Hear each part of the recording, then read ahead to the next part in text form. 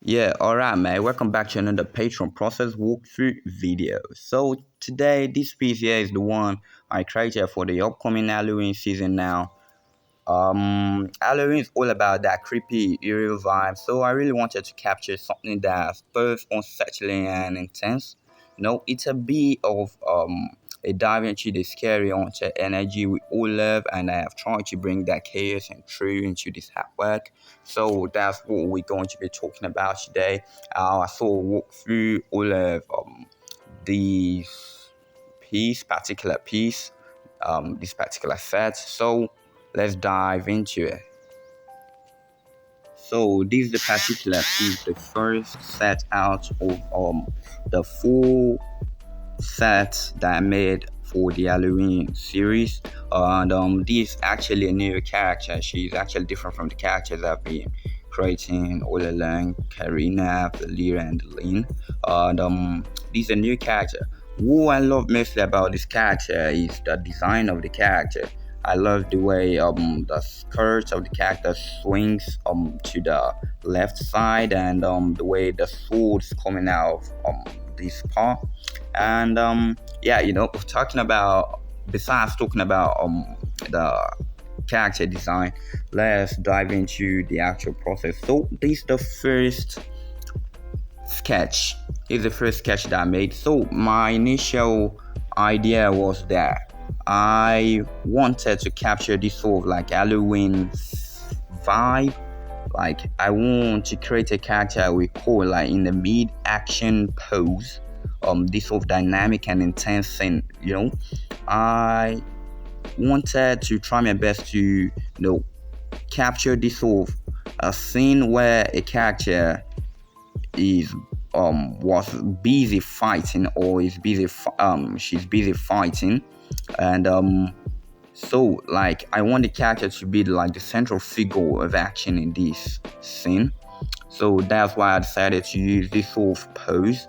And before I got this pose down, it's actually quite something I didn't know how to lay down, because it's a weird pose that we don't actually see, like a character that splits in a way, and hair flows across the back of a head. And so the problem I had mostly here is mostly like the pose, the background, and yeah. So walking from there, I got to this point where I got this sort of like the challenge was like ensuring that the character's posture conveyed a sense of struggle while remaining visually compelling.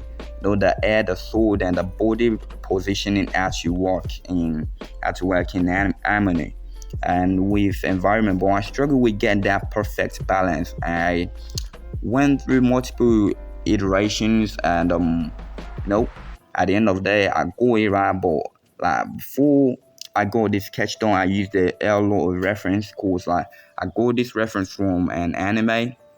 I meant from a manga, and also an anime also helped me with this particular reference. I go it from like Jujutsu Kaisen, Maki Split, and yeah, that's actually where I go like this whole leg pose from. But I designed the overall concept going on here, and so moving from there, like I go to this point where I started adding base color to the character after um drawing all of the pose.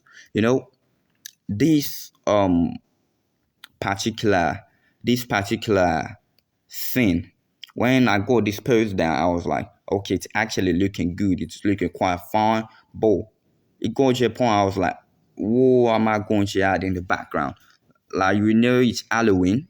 Yeah, we all know it's Halloween. Like, we can't add just a bunch of pumpkins and some weird, scary stuff. Like, I initially had an idea to add like a doll, these sort of scary dolls here, but like, I didn't know how to quite execute the idea pretty much well.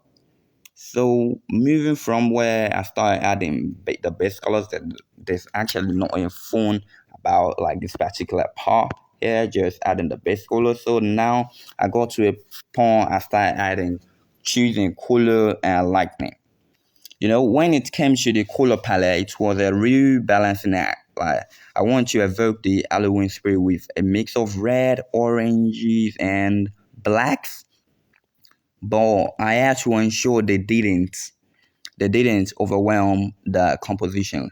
There's an aerial vibe I want to establish when the lightning bolt it didn't quite come together as well as I had hoped.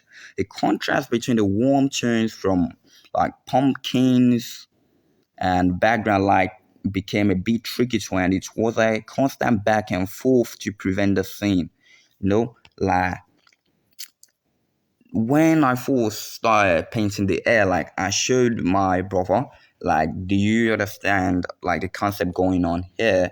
It didn't actually quite understand because it was like the only thing I can see here is the air of the character. It's this sort of like dramatic pose. Like you have to zoom in enough to understand the concept of what's going on there. That's actually what made me quite not like the idea as much as I had hoped. But you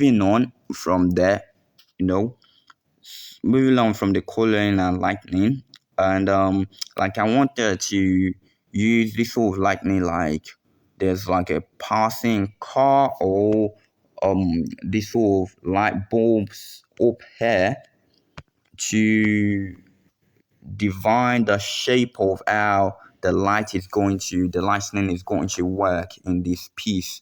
And I had this idea of adding this sort of like a portal, this sort of portal wall that created this sort of spider webs. The character is fighting in this sort of like a ruined abandoned store.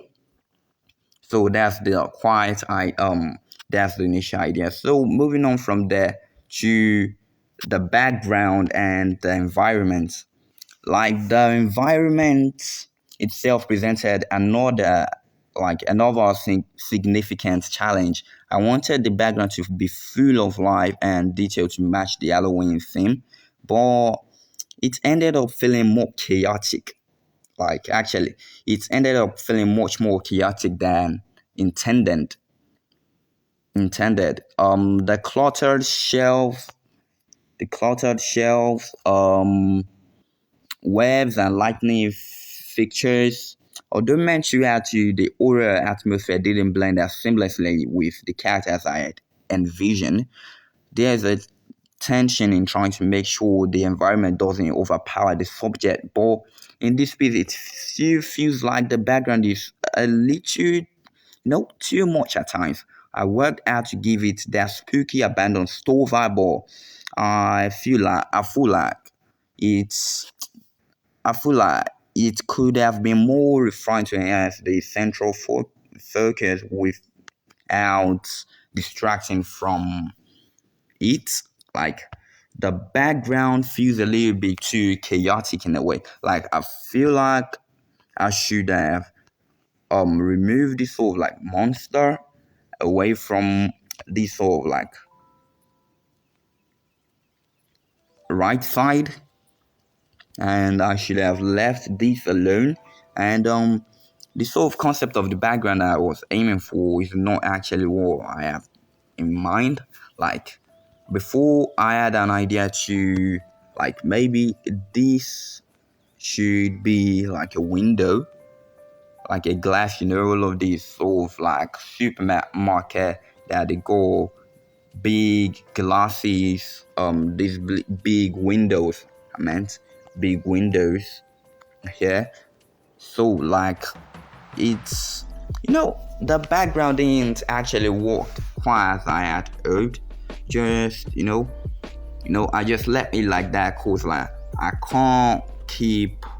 I don't actually know how to. It's this sort of I don't know how to quite put it, but like this sort of Halloween theme is not actually something I'm used to.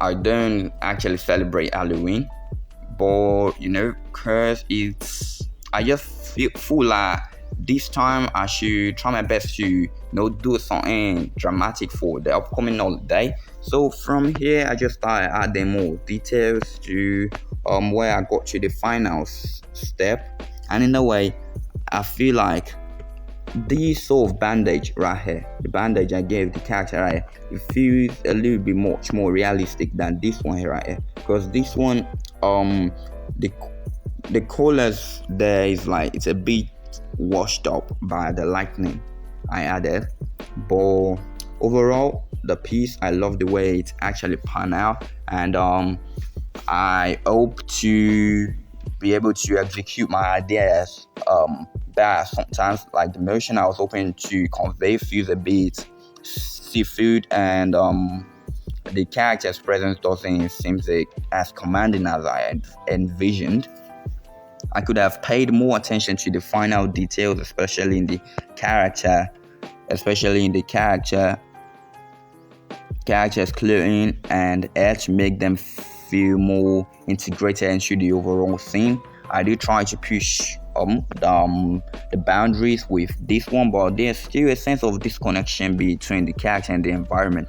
It's a learning experience, and I have taken note of what worked and what didn't, so I can apply these lessons to future projects. And I would advise you guys, anytime you want to do something like something you are not actually used to before, you should try your best to find a law of reference. Yes, I'm actually set to do this. You should study that particular subject first before you dive straight into it. And that was the actual mistake I see that I made while doing this piece. It's a subject I didn't actually know how to quite execute well, but I dived into it anyways.